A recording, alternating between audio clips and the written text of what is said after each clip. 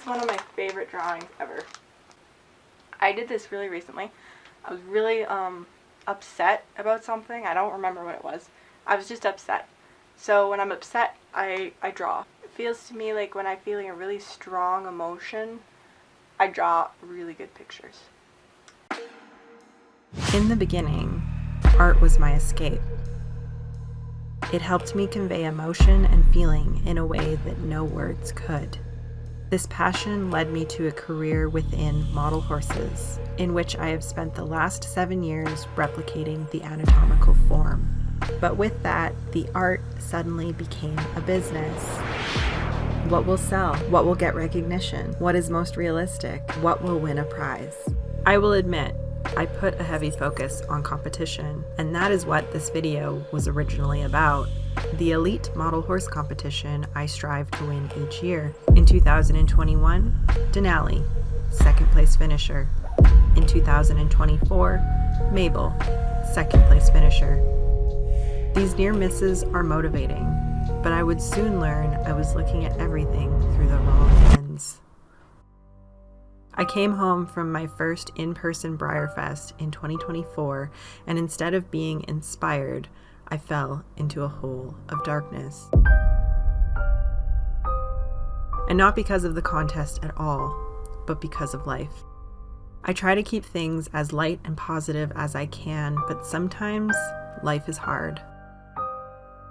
For weeks that turned to months, I could not create art. Instead, I battled the loss of an important friendship. I received terrifying health news within my family, and I witnessed the death of several childhood pets. I stumbled across the contest theme for 2025. It read, Harmony. And I realized within that moment that this is what I was missing. Like a metaphor and a direct parallel to my own experiences, this journey felt anything but harmonious. My name is Darynn, this is DeeJayBe Studios, and this is the making of Enigma.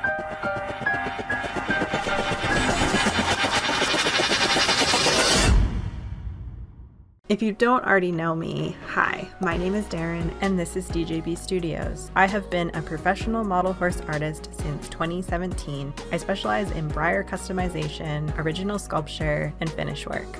And my mission is to share that with you in hopes to educate, inspire, and entertain. Before we get started, I would just like to say all of the tools and supplies used in this video are listed in the description below and on my website at www.deejaybe.com/customize. These links are affiliate links that help support my studio, artwork, and videos like this. If you would like to learn more about the world of model horses and be a part of the community while also supporting this channel, you can find exclusive behind-the-scenes content on my Patreon at DeeJayBe Studios. If you'd like to learn more about me and DeeJayBe Studios as a whole, I have a portfolio of works, sales, and a plethora of other tutorials available on my website, www.deejaybe.com. Be sure to sign up for the mailing list to be in the know of studio happenings. Find me on all social media platforms, Instagram, Facebook, and TikTok at DeeJayBe Studios. Monetary support helps but is not necessary, so just be sure to like this video and subscribe to this channel so I can continue making art and content just like this. Thank you so much for listening. Now please enjoy the rest of this video.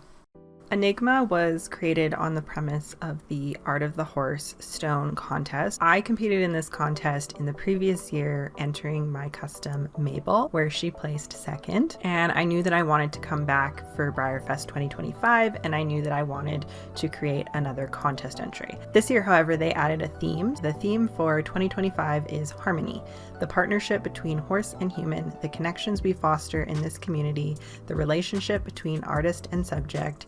We strive for harmony in so many ways, and we look forward to seeing how you represent this in your art. The intent for the contest is for you to create art that moves you, art that moves others, and that is equine related in some way. This theme kind of threw me off a little bit, and I spent a lot of time brainstorming what exactly I wanted to create.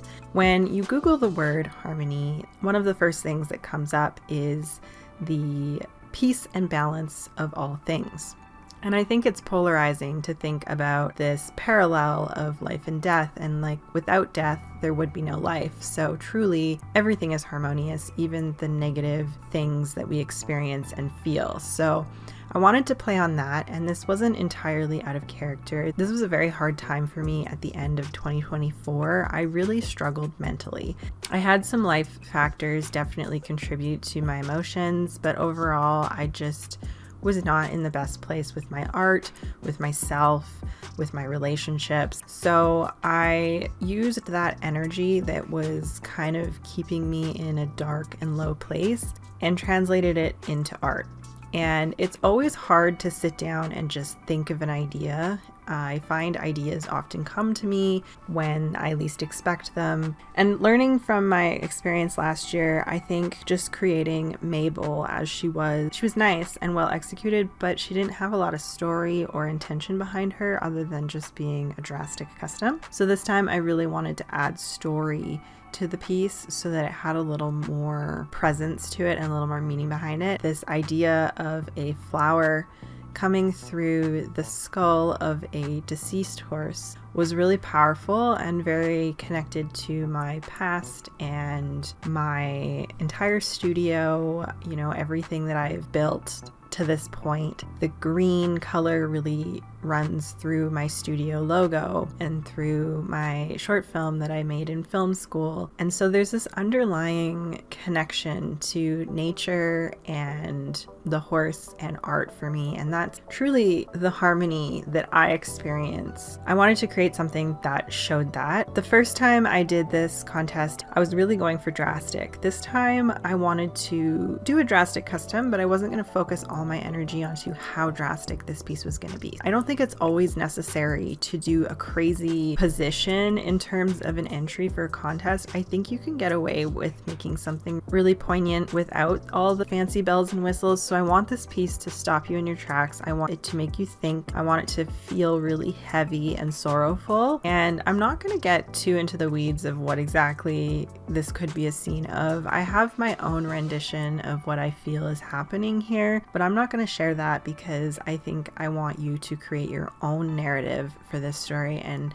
connect it to yourself and the horse and the art that you do. I wanted to paint him Appaloosa because I haven't done a contest horse that is Appaloosa yet, so I wanted to add one to my repertoire. This seemed like the perfect time to do that because this really does connect to me. The contest requires you to start with the same sculpture. So this is the Arabian Stallion, and he is the stone horse mold that they chose for this year's contest.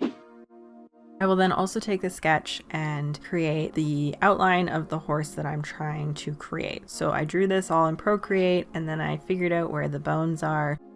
This is what we're starting with. And so the one that I had to actually work on was one that I got in a body bin, and he was kind of dirty. He had like weird staining everywhere and his legs were super warpy. I started by measuring him out and then figuring out how I was going to make the base because this was going to be a scene. So I had all these old foam core wedding signs that I've hung on to, and they work really well for templating and different projects. I was trying to come up with the best way to go about this and how big this piece was going to need to be because it needs to come in a suitcase with me to Kentucky. And then I take my drawing and I use the measurement of the model to the size of the drawing, and then I print that out on a piece of paper so that I'm able to use it as a reference as I work. If you're learning, this is good to use a real horse, but I'm at the point where I can pretty much draw something that I want to create. I just drew out some cut lines of where I need to remove things from the model using a Sharpie. And then I took him to the sink with some dish soap to give him a good bath because he was full of grimy newsprint stuck to him everywhere and he was just kind of dirty and gross. So I cleaned him off and then I took him to my garage so we could start chopping.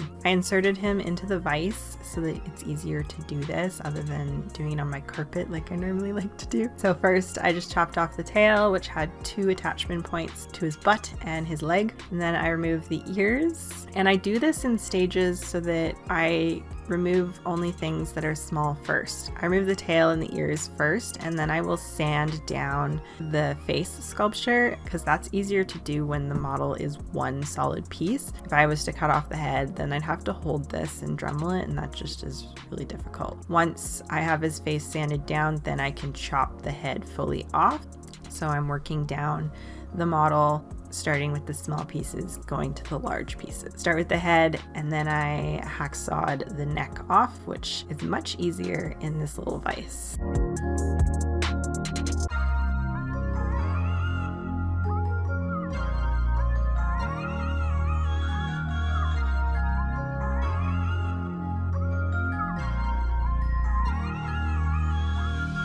Then I dremeled the legs a little bit and added some heat using a heat gun to reposition them. I wanted them shifted just a little bit, so there wasn't a ton of drastic customizing per se in the front leg. The heat gun works really well. I just make sure to heat all sides of the area I'm trying to move. I'm using gloves so that I don't burn my fingers, and I just reposition things, working slowly through this process. I like to Dremel around the joint of the leg that I'm looking to move, and all of his shoulder is going to be resculpted. It's not a big deal that the shoulder is not in the right position. I prefer to leave the plastic intact. It makes the custom more durable in the end. I end up chopping his entire hindquarters off. More hacksawing in the vise, so I'm just going to remove the entirety of his hind legs because they're going to need to be completely reorientated, and that was just easier than trying to heat them up. I tend to do this. They kind of look like drumsticks when they come off, so I like to chop off some of that excess plastic so that I'm not fighting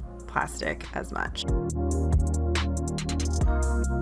And it actually broke my hacksaw. Stone Custom 1, hacksaw 0. So then I resorted to using my wood saw, which I don't recommend as a cutting tool. It's really hard to use. Once you get going, like you get some momentum, it actually cuts pretty easily and pretty quickly, but getting the momentum is a little bit scary and not super safe. But in this vise, I guess it's not too bad. So if you have a wood saw, you can achieve Breyer customization. Like look at that. Look at how fast the teeth rip into that and peel it off in that way. It's crazy. It's so sharp. So I cut everything up until I'm left with a pile of parts, and then I can reassemble those parts. And I'll just start by shoving in some toilet paper rolls into the body of the model. This is my great little filler tip, and I drilled some holes into the side of the plastic and the legs so that I could actually attach these with really strong steel wire so that this is really durable and rigid. The more we do in this initial phase of creating a really solid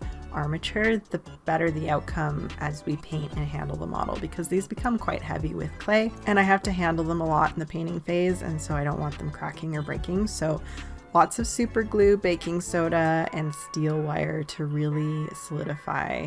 I added a wire to create the new neck. I fill the head with some baking soda, pop that wire in there, put some super glue down there, and then more baking soda, and that's my best method to really get it in there and really solid. And then I will route a long piece of wire through the body so that the neck is also very rigid inside of the sculpture, and I just rework this until everything is super solid and good. And I'm left with this outcome that looks really different from the original, but not super drastic in terms of pose, but all the legs have been moved. I like to silhouette the neck with some tinfoil. This is just a really easy filler base, and it forms really easily so that I'm able to get the shape.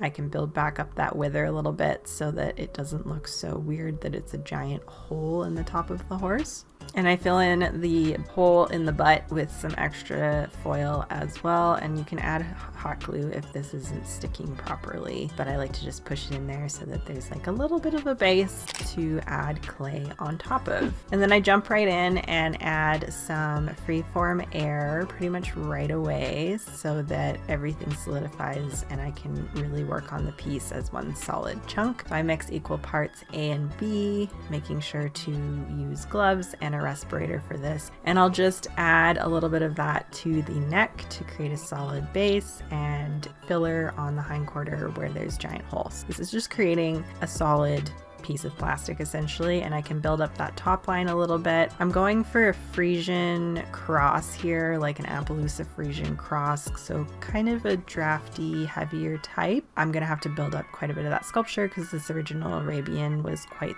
thin. He had a really short girth area, so we're just gonna have to build that up a little bit more. I leave that to cure for 24 hours and then we can better see how everything is looking, which is looking super drastic in comparison to the original already here. And then I will go in with my Dremel and sand a lot of that down. So this is just a rough pass. This also helps create a tooth so that the clay is more likely to stick to the model. You want the least amount of base or bulk for your sculptures, so you're not fighting the base as you work. You want to do your sanding at this initial stage. And once he was done, I actually just threw him in the grass and hosed him off because that was better than taking him inside, which I find funny because we go through lots of seasons in these process of customizing. So then I can begin the sculpting phase. I use Magic Sculpt clay and I have lots of videos explaining how to use this product and all the tips and tricks that go along with it. I mainly make a lot of noodles and shapes of the muscles that I'm hoping to sculpt, and then I will further refine those with tools, my fingers, and soft brushes dipped in isopropyl alcohol or water. I find using water for the body parts is actually a little bit better than alcohol because it smooths a little more uniformly. I'm basically using all of my knowledge of anatomy, muscles, and the skeleton of the horse, and I will just work in portions slowly as I go. So I can generally finish one side of the horse at a time, so I can do a shoulder and a hindquarter sculpt, even a neck and the abdomen, kind of all in one session, but then I'll let it dry and then do the other side. I try not to let too many days pass in between these sculpting sessions so that I don't lose momentum and style, because your skills do change, your style does change. I'm just making sure everything is really smooth, and I try to do my sculpting as clean as possible so I have the least amount of prepping and sanding before I can paint. For the legs, I wanted to add a little bit of feather. I create a base for the feathers to be sculpted on top, which is just a little flap of clay, and I can kind of add a bit of texture into it.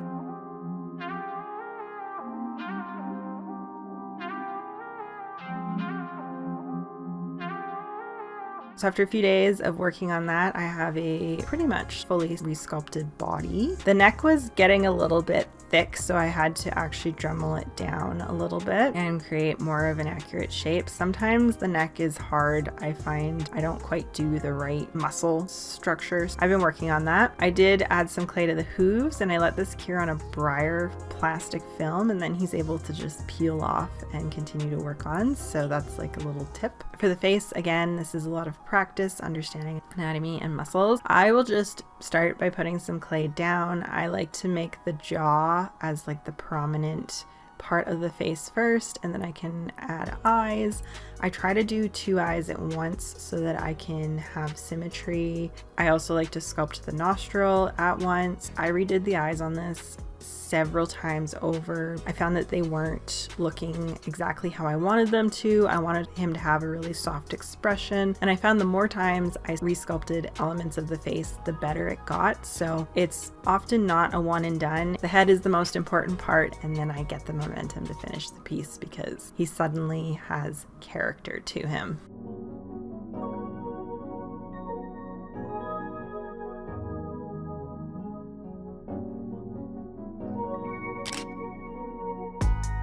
I wasn't happy with the eye at one point, so another little thing that I do sometimes is just cut off the sculpture if I like the sculpture. So you can just hacksaw that off and then re-glue it in the right position, or add a little more bulk or a little less bulk if things are too wide. So I'm also doing this with the nose. His nose was looking a little too short. There's a lot of back and forth, and I really wanted this piece to be perfect in terms of his face, and I'm so glad I spent this extra time on this because I think he's one of the most expressive horses I've sculpted to date.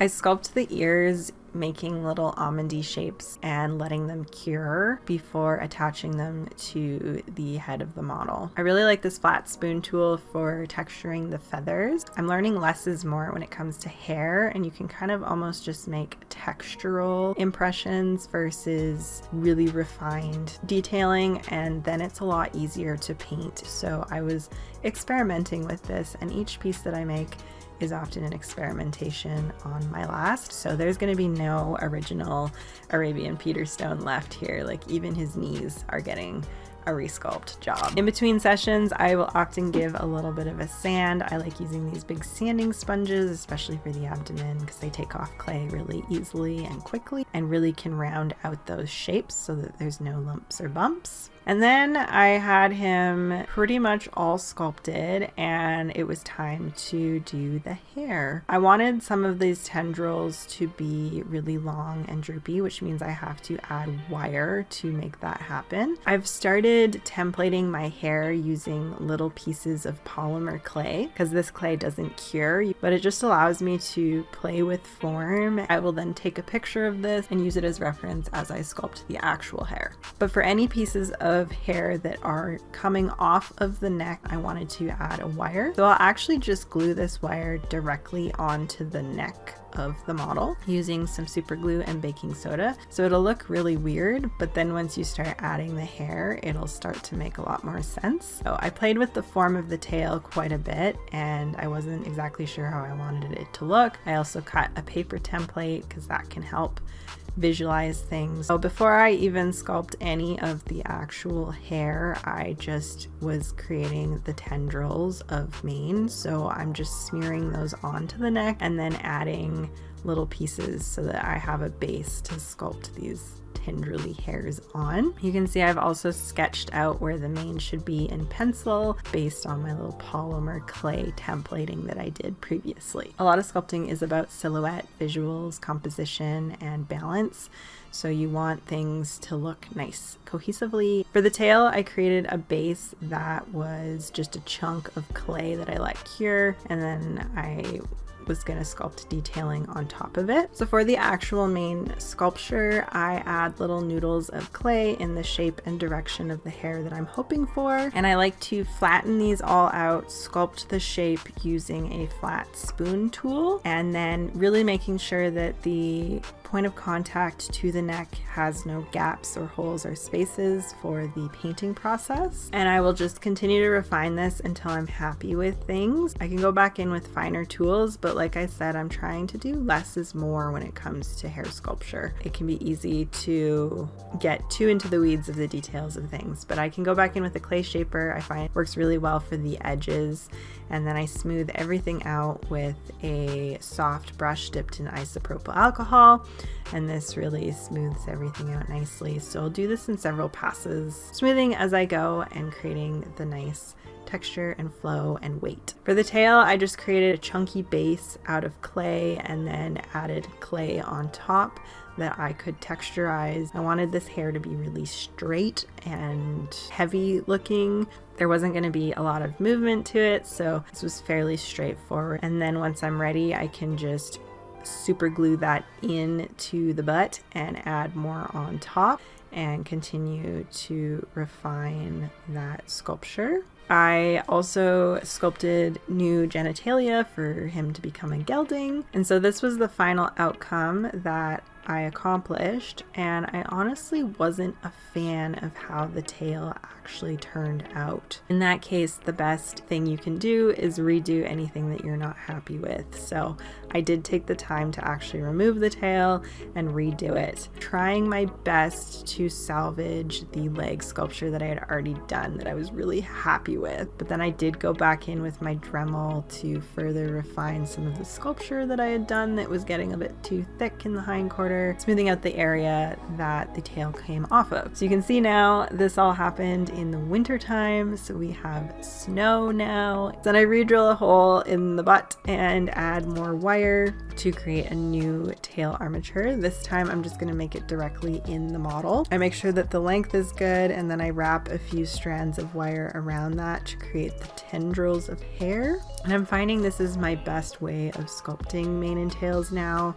It's the least bulky and I seem to get the best outcome. So when I'm happy with the armature, I super glue that all in with lots of super glue and lots of baking soda so it's good and solid, but it's going to be attached to the leg. And I took more time this time to make little tendrily pieces of the tail so that it looks a little more wispy, a little thin, and less manicured. And already this outcome was a lot better. So the moral of the story every time is to redo anything you're not 100% happy with, because it's always worth it in the end. If I had just gone forward with the original tail, this piece wouldn't have been as magical. I got a comment on some of my progress pictures that he needed ribs, and I agreed that he needed a little more like weathering, so I just drew those on with pencil, and then using my Dremel stylo, I was able to carve them out using a diamond file head. I really like the Dremel stylo for little refining areas of the sculpture, especially when working with this epoxy or Magic Sculpt clay. I do recommend looking into one of those if you don't already have one. I can use a toothbrush to get rid of the dust in there, and then I just used a bit of sandpaper to smooth everything out a little nicer, and the ribs looked really cool in the end. Then I made sure to give him a good wash and dry before priming him for the first time, and this allows me to see all the imperfections and what needs to be fixed, what needs to be done more.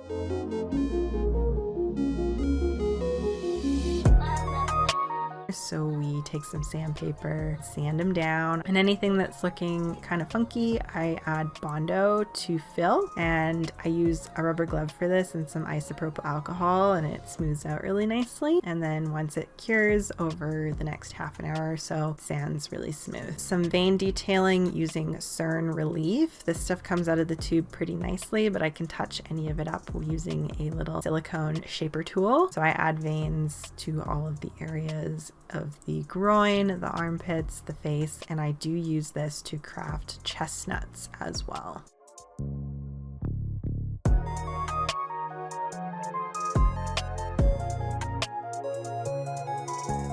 And then I can reprime when everything is sanded and a little bit smoother. You can see now the snow is melting.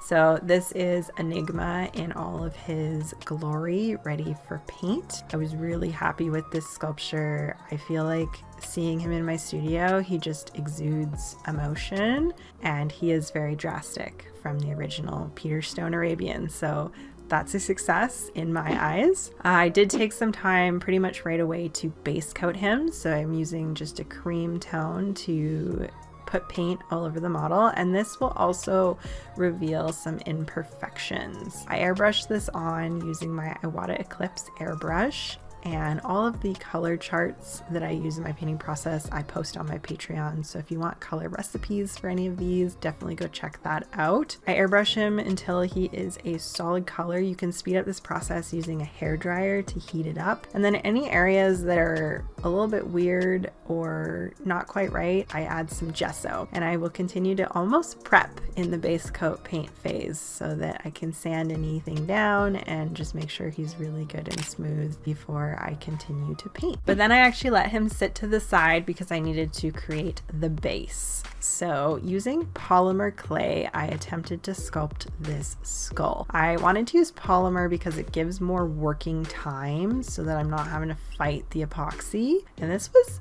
very challenging. There's a lot of 3D prints of skulls out there, but I wanted to create all of the elements of my piece and make it a little more like graphical in my style. So I worked on this over several days until I was happy with it. And then I also made the flower out of polymer clay. I bought a bunch of different colors of polymer. This was Sculpey Primo, which is actually really awesome clay. It cures to a flexible solid, which is really useful in this instance. So I made some petals out of some white, and then I was able to attach them to a floral wire that I left fairly long until I knew the actual size that I needed. And then I created some leaves using a lime green color, was able to craft this little miniature lily looking flower. Once I was happy with the shape of everything, I added a little bit of pastel dust to them, and that bakes into the clay so that you don't have to fully paint them when they're cured. So I baked those out and then proceeded to figure out this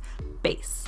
So I cut that original shape out of the foam core that I made from the beginning. I resized the base to the sculpture of the horse and then cut that out of foam and then added some tin foil, hot gluing it down so that I could create some dirt texture. Be careful when you're hot gluing tin foil because it gets really hot. Then I added some freeform air and some tin foil texturing on top there, and I wrapped my base coated model in cling wrap so that I was able to handle him with my clay hands, and then his hooves in cling wrap so that I was able to imprint his hooves into the base. So I added a bunch of this freeform. I have to work really fast with this because this is the freeform fast. Thought about putting it on this wood base and then I gave up and I went back to the skull. So once the skull was baked, I sanded down some of the imperfections of the polymer and then I can add epoxy on top. So this is like a two-step process, and sanding it down like this kind of gave it a rough texture, which I almost liked, and I left a lot of that in the final outcome of the piece. Once again, this is all the Dremel stylo. It's like a very gentle Dremel, so you see me using my bare hands. You wouldn't catch me dead using my bare hands with a real Dremel. It'll stop if you put too much pressure on it. Anything super detailed like the teeth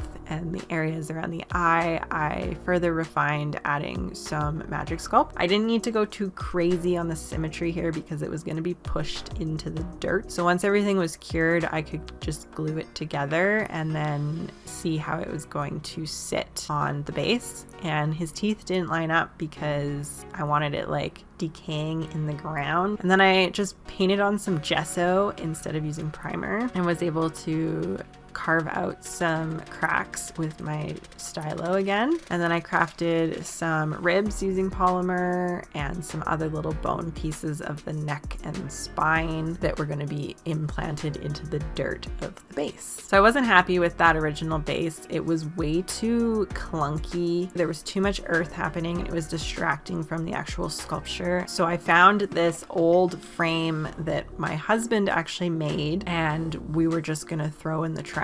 So I revamped it by just putting some wood filler in the corners that weren't quite lined up, sanded it down. So I painted this board that was going to go on top black, and I painted the outside frame black, clearly at very different times of day. And then I brought in that freeform air, but I went very minimal this time on the turf. I looked up some references of other people's artwork on bases like this, and this was a lot more appealing than the giant piece of earth that I made previously. This stuff doesn't like to stick, so this was a bit of a process and I had to work fairly quickly, but it made a really nice earth texture. And then I was able to imprint the horse into the position that I wanted, and because I had the skull and the flower, I could imprint that as well. So then I just nailed the top board to the lower board, which cracked the boards again, so I had to re-wood filler them. And I drilled little holes for the ribs that were on wire that I could insert in there.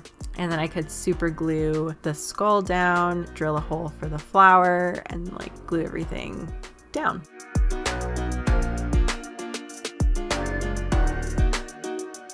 I wasn't totally happy with some of the areas of the turf, so I just dremeled some of it down and then added more clay on top to better define where the horse was going to stand. So I did this a couple different times through this. I'm learning how to make bases fully. I haven't done a ton of this. I spray painted the whole thing in black, and using a series of colors from dark to light, I dry brushed on the earth texture. This works really well to create a really dynamic and realistic looking piece, and it really made my skull sculpture look really good. I was worried about it. I wasn't 100% happy with it, but as soon as I started painting it, you could see it really come to life. I used kind of the same earth tones all over the whole thing. I slowly brought lighter tan colors onto the skull and bones, and then a slightly whiter color on the skull and bones, and just brought it up to like the very top of the highlight point. And this looked So cool. I also added a little bit more detail to the flower using some acrylic paint. The pastels worked really well, but then I just emphasized it a little more. For the little tendrils inside the flower, I painted some cotton thread in just acrylic, and then using some super glue, I super glued some little pieces in there. And this flower looked so cool. I was so happy with the outcome.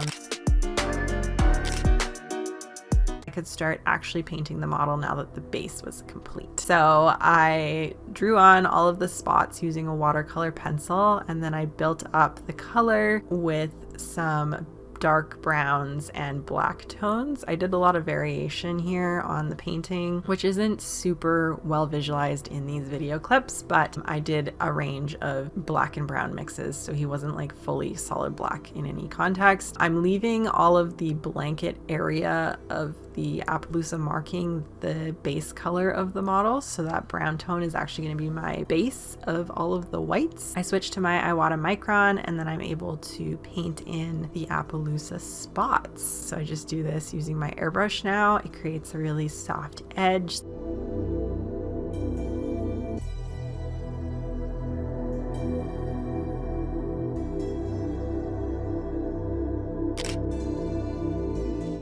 I seal the horse really well before I go in with paint, so I'm able to handle it and not have any of that paint come off. Fine black is really finicky and it picks up lint and everything really easily, so you definitely want a good sealer on there, but not too much sealer that your paint is going to be hydrophobic to the surface you're painting on. So I like to use a good matte sealer and don't cake it on too much, just a little coat. And then I start to texture in the blanket, and I am learning a new method where I really hair by hair detail a lot of this. So I'm using a fairly large brush, but it creates really intricate hair detailings, and I'm doing a series of colors here. So this is a gray mixture that I am adding on first, and this is just going to halo the edge of all of those spots. So I painted those spots a little bit bigger than I'm actually anticipating the final outcome to be, and I make sure that I'm going in the direction of the hair growth. I will do the entire horse in this layer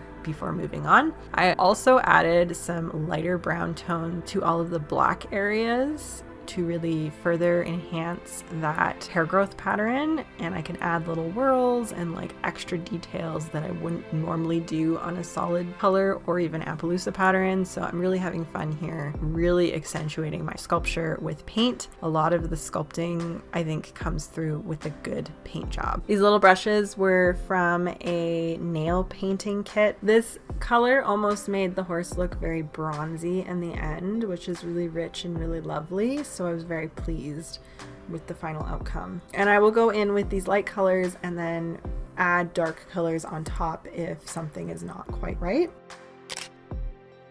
I also will shade the mane in a similar fashion. I go in with my darkest tone and work up to my lightest tones. So there was a few pieces of mane that were going to have white pieces coming through, and then the rest of the mane was just going to be the black color with the dark areas. I also highlighted the tips of the mane for sun bleaching effect. For all of the Appaloosa markings, I then go back in and I add a slightly lighter tone. This is actually a titanium buff, which is not true white.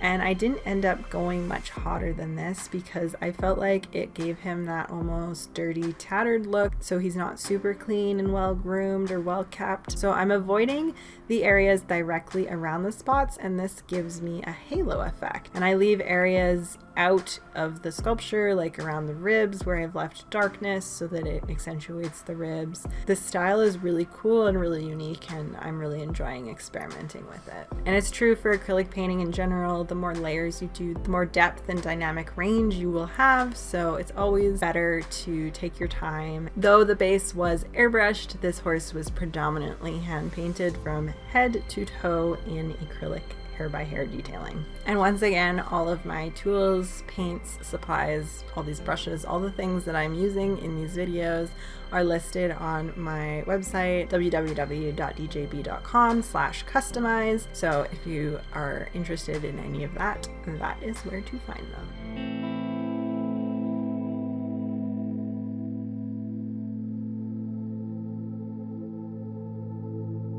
I use some tan flesh colors for the hooves, which I'm also finding the less hot the better, the more neutral they can look. And I get in there with a really tiny brush to paint the eye. Appaloosas often have modeling, which isn't my favorite thing, but I tried a new semi-graphical approach to this using less intense tones to just do very subtle pieces of modeling around the areas of his face. It looked really nice. I then went in with a finer hair by hair paintbrush for the very edges of the marking to add a little more variance to the edge and further refine some of the detail. I then signed him, this time on the hoof, because I did really nice texturing on his belly and I didn't want to sign over top of it. Then I sealed him up with a Winsor & Newton satin spray, so that gave him a little bit more of a sheen and it dulled down some of the intense detailing. Then I glossed the eyes, the nostrils, and the hooves.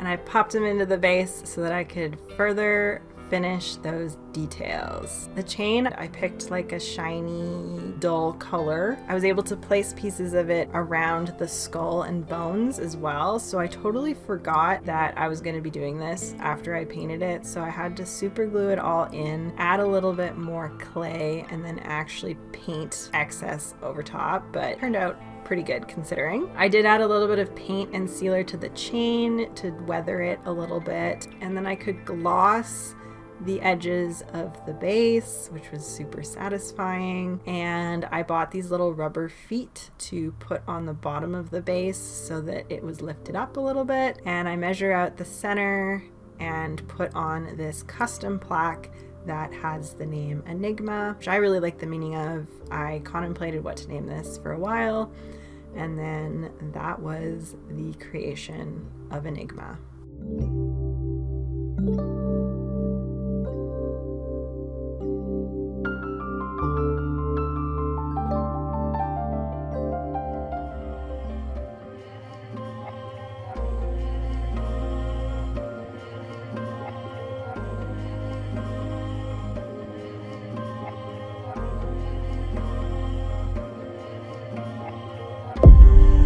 Seeing this finished piece and connecting his dots back through my story, journey, and upbringing has my heart exploding with emotion. I actually find it hard not to look at this piece and cry.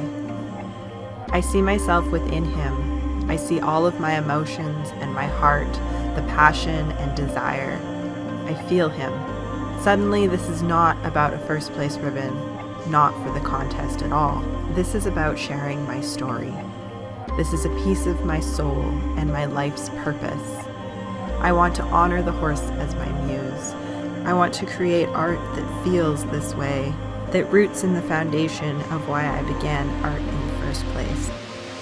And what an opportunity it is to be able to bring this to you in this time. I want to take a moment to pause and reflect, to understand that with good times, there will also be hard times. There is a balance and harmony between all experiences, but life is not linear or guaranteed. So when we find something really special, calling our name, we need to embrace it with our entire being. The connection to the horse allows for this unique story to be told from my perspective. I am free now of those hard times, those dark feelings. I know there will be more trying times ahead, but I know now how to cope, process, and release them through this art. The truest form of art I know.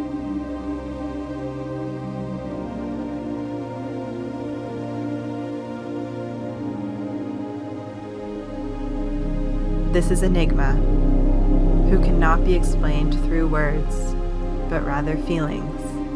I am thankful to him for showing me the way. Please enjoy this showcase. Open your heart and your mind in understanding this peace and balance between all life and things, including the parallel of life and death itself.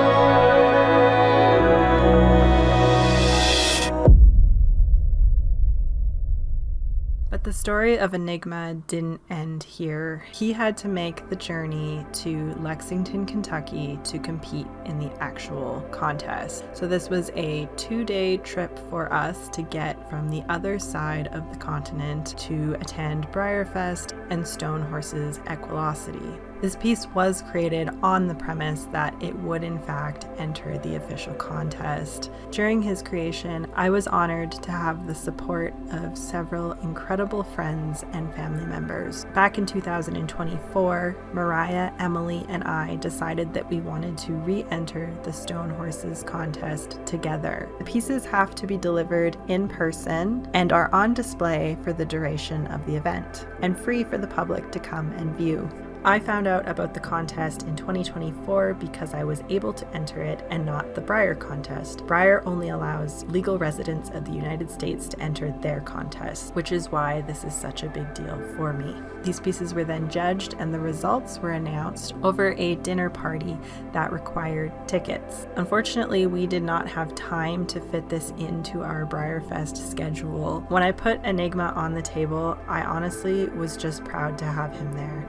I had no expectations for how the results would go, and winning a ribbon would only be a bonus. I was overwhelmed by a flurry of responses to people resonating with his story. The interpretations of this piece and what it means to you as the viewer is something that I hold very near and dear to my heart. The vulnerability I put into this artwork was really paying off in more ways than one. I can barely emphasize how special it was to grow new relationships over the process that it took to create this piece. I feel like I am an entirely different person now than when I started, and I give a lot of credit to those people that stood by me. Will this be the year? Yes. Will it? I think it will be. I think it's your year. I really do. I hope it's one of our years, you know? Yeah, no, I'm like, I'll be happy if even one of us is a finalist. Yeah. So we eagerly headed over to the hotel during the awards night to see if we would be able to see any ribbons placed on the models. The results were later published online the next morning, but we didn't know this at this time, and this is how we found out. For some context, Kylie Parks is my model horse idol. I've been following her and her art since I began my journey. I really look up to her as an artist, and so this truly felt like a full circle moment. Surprise! Guess what? It's a big surprise! You did the thing! Hey. There's nothing on here. Go on. That horse is your best horse. I saw your post and I was like, this is your horse. This is your horse. You're making me cry. You did it! That's my horse. Now there goes my no, I'm so crying. That was a long journey. And my face is gonna be like even funnier. So it was Kylie Parks that just told you? Yeah, like what? That was better than finding out online, let's be real. It's hard to comprehend what exactly this means for my art and my personal growth. Winning with this piece gave me not only the validation, but proof that the longest road has the greatest payoff in the end. It took me back to my roots and taught me to dig deep. I learned some of the hardest but greatest lessons in this journey. This is not just a piece of art, this is a part of my very soul. I edited this video and spoke about this project prior to the outcome of the contest, and this story has healed my heart in a full circle way. This is a moment I will never forget, and this is a chapter of my artistic journey that is only the beginning of something even greater than myself. Enigma holds a lesson in staying true to yourself, following your heart, and following your dreams. Be relentless at reaching that goal, because if I never followed the horses, look at all that I would have missed out on. And for that, I am forever grateful to you, to Enigma, to the horse, and to living this life of art. No matter how hard, how scary, or how difficult times may be, we always have the power within us. In May, before Breyerfest even began, I pre-entered Enigma into a live show and won first place and division champion. As I choked back tears, I felt as if I had won in that moment. Little did I know just how far this horse would take me. Feels to me like when I feel like a really strong emotion, I draw